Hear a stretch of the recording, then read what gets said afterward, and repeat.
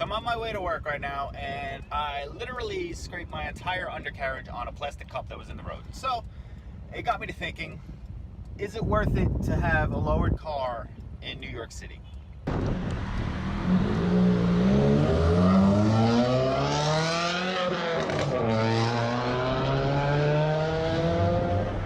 I'm filming this video on my iPhone because I'm on my way to work and I don't have my GoPro or my super autofocus camera.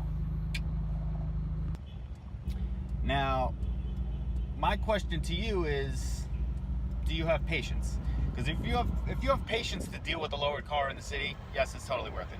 I'm going to list a couple things that you should ask yourself before you lower your car in, I guess, just a big city. It doesn't even have to be New York, but New York is known to have horrible roads. Here's a couple things. Ask yourself about them first. Question yourself. And if you can live with these things, lower your car. Do you mind finding a different gas station because you can't fit up the little ramp to go in there?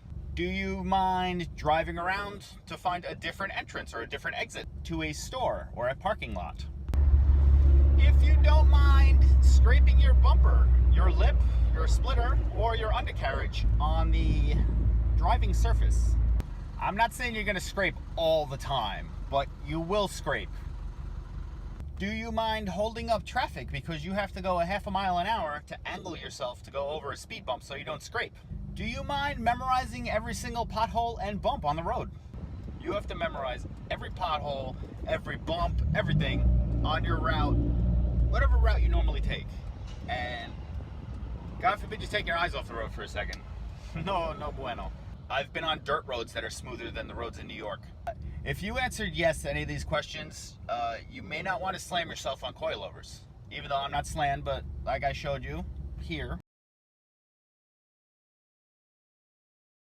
you can see my lip is a little thicker than normal. It's like a thicker than OEM lip, and then I have the splitter that protrudes out from the bumper more. So that's like Scrape City right there. Scrape City. There are also alternative things you could do to lower your car if you really want. If you have the money to do it, you could do an airbag suspension. But like I said, you could do lowering springs, which is the most affordable option. You can lower, get rid of some of that wheel gap, and it's functional because you're not slamming your car on lowering springs. You could do coilovers, and you don't have to go as low. You could go lower. You could stay stock height with coilovers, but the coilovers will perform better than the stock suspension.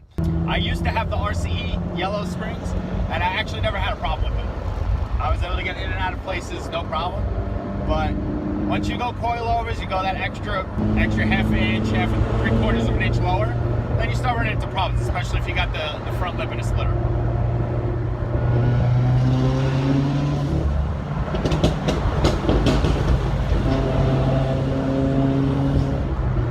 I personally have had my car lowered for about a year, and I gotta tell you, here and there, it does get annoying. Well, I guess the year doesn't count wintertime. Wintertime, I put my stock suspension back in because adjustable coilovers, if you don't anti-seize them, they could seize up on you. So I use anti-seize. Traffic. If you don't anti-seize your adjustable coilovers, sometimes they will seize and you won't be able to adjust your height. And the wintertime, with all the salt on the road and the water, is not very good for them. So I personally anti-seized mine before I put them in, but I don't want to take that chance, especially if you ever try to sell them in the future, if you want to upgrade to different coilovers, change something up. Yeah, I've had my coilovers in about this height for give or take 8 months, like a legit 8 months, not counting winter, because like I said, stock suspension for the winter time, because especially in New York, they're horrible at cleaning the roads. Once again, they don't care about potholes. They don't care about cleaning the roads when it snows. They just leave a foot of solid ice, so then you can't even attempt to get in a parking spot if you don't have anything other than a friggin' Hummer. My car isn't even slammed. I'm on coilovers. I got the Fortune Auto 500 coilovers.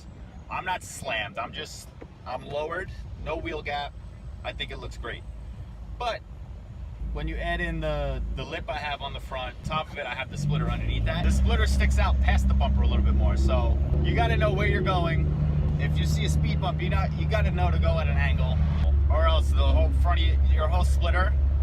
Ow! I have the APR splitter, which, in my opinion, is almost indestructible. Because I have friends that have, I don't want to mention the other ones, but ones that are made out of metal or aluminum bend. I had one friend, he was driving without rods, didn't hit anything, his splitter bent on him. I hit it all the time, but I've hit my splitter on the road plenty of times, and it looks brand new still. Yes, I want to say yes, 100%, it's worth it to have a lowered car. But at the same time, it's whatever makes you happy. You gotta mod your car for yourself and not for other people.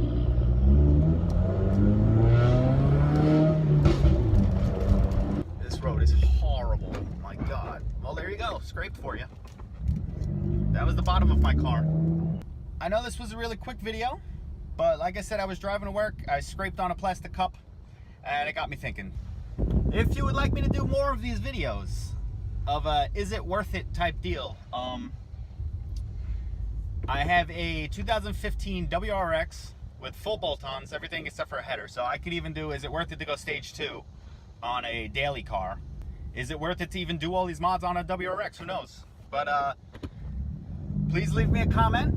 You can hit that like button and subscribe to me, because I want to be doing more of these videos. As long as I know that you guys like these videos and want to see more of them, I'll keep doing them. So once again, thanks for joining me on this quick video, and I'll see you guys on the next one.